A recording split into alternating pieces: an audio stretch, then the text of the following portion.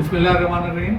বাংলাদেশের সমস্ত জ্বালানি তেল ক্রেতাদের উদ্দেশ্যে পেট্রোল পাম্প মালিকদের পক্ষ থেকে দুটি কথা বলতে চাই। সরকার তার সমস্ত শক্তি দিয়ে তেল আনার চেষ্টা করছে এবং তেল পাইপলাইনে যথেষ্ট পরিমাণ তেল আছে এবং সরকারের এই চেষ্টা এবং বিগত 10 দিনে ওনারা যে পরিমাণ তেল আমাদের পেট্রোল পাম্পগুলিকে সরবরাহ করছেন, হয়তো কম করে সরবরাহ করছেন, কিন্তু সমষ্টিগতভাবে এটা অ্যাবনর্মাল। তারপরেও আমরা ক্রেতাদেরকে সন্তুষ্ট করতে পারছি না। মাননীয় মন্ত্রী একটা কথা, অত্যন্ত দামি কথা বলেছেন। এত বড় একটা ঈদের এত বিশাল চাহিদা, এই চাহিদা কীভাবে পূরণ হলো? একটি গাড়িও কি আপনারা রাস্তায় দেখেছেন তেলের অভাবে পড়ে আছে? অত্যন্ত সত্যি কথা। আমরা দিন রাত পরিশ্রম করে পেট্রোল পাম্পের কর্মচারীরা জ্বালানি তেল সরবরাহ করেছি এবং সেই সরবরাহ করার কারণে এই সমস্যা থেকে সরকারও পড়েনি, আমরাও পড়েনি, জনগণও পড়েনি। তাই এখন সময় আসছে, আপনারা যথেষ্ট তেল পেয়েছেন, একটু সংযত হন। এটা কিন্তু বিশ্বব্যাপী এই সমস্যা, এটা শুধু বাংলাদেশের সমস্যা না। কোনো সরকারের পক্ষে এরকম অনন্তহীন সাপ্লাই, যে তেলটা বিদেশ থেকে বৈদেশিক মুদ্রায় আমদানি করতে হয়, অনেক বাধ্যবাধকতার পরও তেল আনতে পারছে সরকার। এটা সরকার ধন্যবাদ পাওয়ার যোগ্য। আমার কেন যেন মনে হচ্ছে একদল লোক উঠে পড়ে লেগেছে এই সরকারকে স্যাবোটাইজ করার জন্য।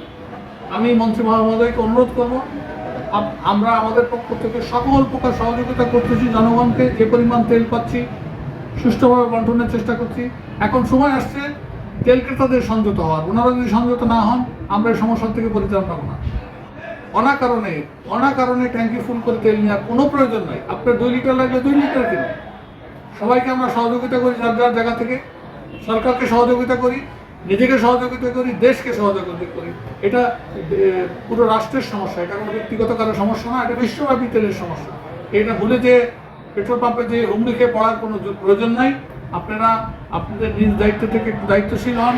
এখন দায়িত্বশীল হওয়ার সময় এসেছে।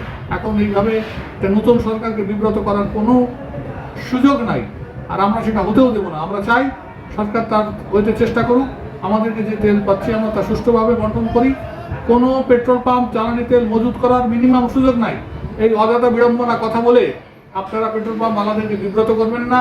নিজেদের দায়িত্ব পালন করুন, আমাদেরকে দায়িত্ব পালন করতে দিন। সরকার তার নিজ দায়িত্ব সঠিকভাবে পালন করতেছে, আমরাও আমাদের দায়িত্ব পালন করি। ক্রেতাদেরকেও তাদের দায়িত্ব পালন করতে হবে, অন্যথায় এই অরাজকতা বিশৃঙ্খলা দূর করা যাবে না।